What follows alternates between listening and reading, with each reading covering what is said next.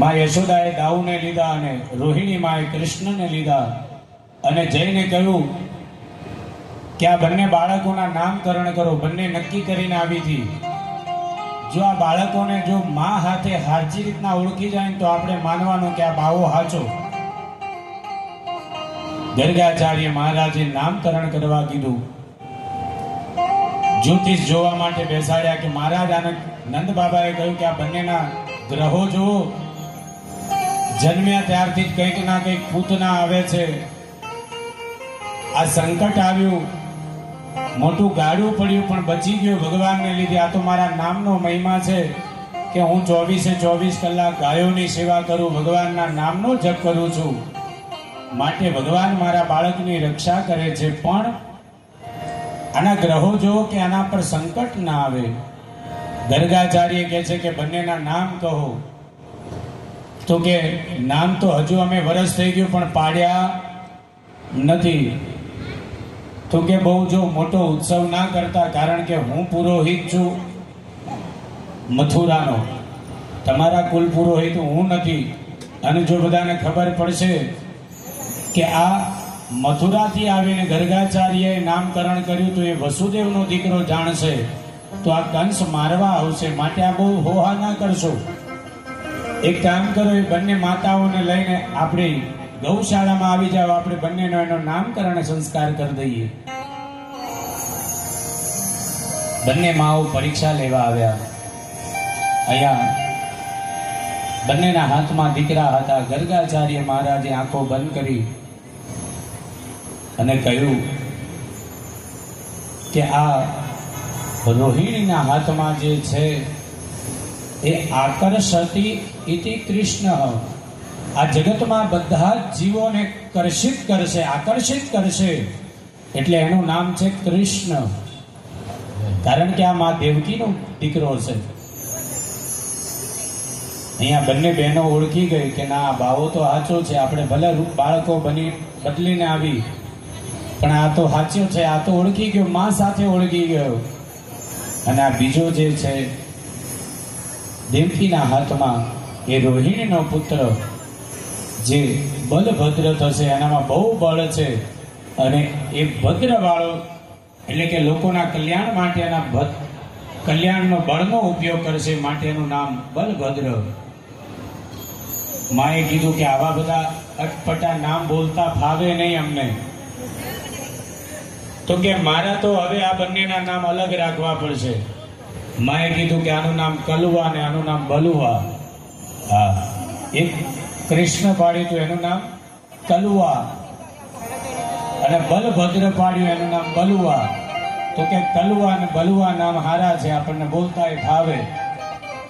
અને જોજો, હા, દરેક માં પોતાના બાળકનું નામ ભલે સોફિસ્ટિક ગમે તે રાખે પણ હુલામણું નામ તો લાલોન કાલોન કંઈક ના કંઈક તો રાખે જ નાનું.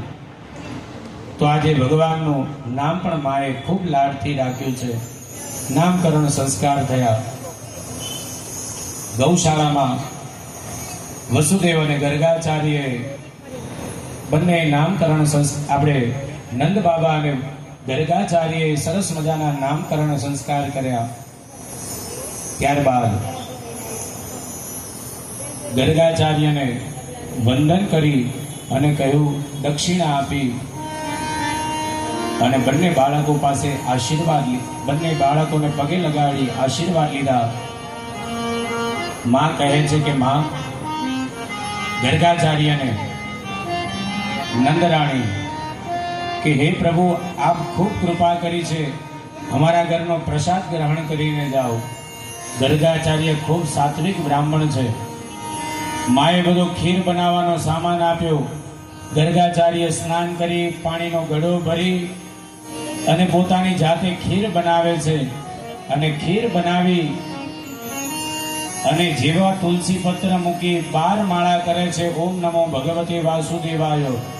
અને ભગવાનને પ્રાર્થના આંખો બંધ કરીને કરે છે કે હે લક્ષ્મીપતિ, હે ચતુર્ભુજ નારાયણ, જમવા પધારો. ત્યાં ભગવાન બાલકૃષ્ણ આવીને ખીર ખાય છે. જ્યાં 12 માળા પૂરી થઈને આંખો ખોલી ત્યાં કૃષ્ણને ખાતા જોયા. બૂમ પાડી, હે નંદરાણી, આ જો તારો દીકરો મારી ખીર ભગવાનની થઈ ગયો. માં કાનાને લડી કે બેટા આ ખૂબ પવિત્ર બ્રાહ્મણ છે, આપણાથી અડકાય નહીં, એ જાતે બનાવે છે, કોઈનો હાથનું અડેલું ખાતા નથી. લાલો કહે છે કે માં એ મને બોલાવે છે, હું જ લક્ષ્મીપતિ છું, હું જ ચતુર્ભુજ છું. આંખો બંધ કરીને મારું ધ્યાન કરે મારે આવવું તો પડે કે નહીં? પણ માં કઈ સમજતી નથી. ગર્ગાચાર્યને કીધું ભલે કઈ વાંધો નહીં, બીજી વખત હું તમને સામાન આપું છું, બાળક છે નાનું, માફ કરી દો.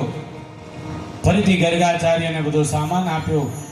ગર્ગાચાર્ય પાછા ગયા, જમનાજીમાં સ્નાન કર્યું, પાણીનો ઘડો ભરીને પાછા આવ્યા. હવે ખીર બનાવી જ્યાં ભગવાન પાછા. ગર્ગાચાર્ય તુલસી પત્ર મૂકી અને ભગવાન ચતુર્ભુજ નારાયણ, હે લક્ષ્મીપતિ પ્રસાદ આરોગવા પધારો. અને જ્યાં 12 માળા કરવા જાય છે ને, આ 12 માળા કરવા જાય છે ત્યાં ભગવાન પોતે ચતુર્ભુજ સ્વરૂપે પ્રગટ થાય છે. કેવા છે ભગવાન? એ તારું આપેલું વાલા તુજને ધરાવો, તારું આપેલું વાલા તુજને ધરાવો. એ તારું આપેલું વાલા તુજને ધરાવો, તારું આપેલું વાલા તુજને ધરાવો. મારું નથી તલવાર કનૈયા જમવા પધારો, મારું નથી તલવાર કનૈયા જમવા પધારો. એવા મગેર જમવા પધારો, કનૈયા કુંવર ઓ મતવાલા. મગર જમવા પધારો, કનૈયા ઓ મતવાલા. મારા ઘેર જમવા પધારો, કનૈયા કુંવર ઓ મતવાલા. મગર જમવા પધારો, કનૈયા ઓ મતવાલા. સુરતની સુતર ભેળે ડાકોરના ગોટા, સુરતની સુંદર ભેળી ઠાકોરના ગોટા. સુરતની સુતર ભેળે ડાકોરના ગોટા. સુરતની સુંદર ભેળી ઠાકોરના ગોટા. દોડે દોડે આવો મારા વાલા, કનૈયા કુંવર ઓ મતવાલા. આવો મારા વાલા, કનૈયા કુંવર ઓ મતવાલા. હે મારા ઘેર તારા ઘેર, મારા ઘેર જમવા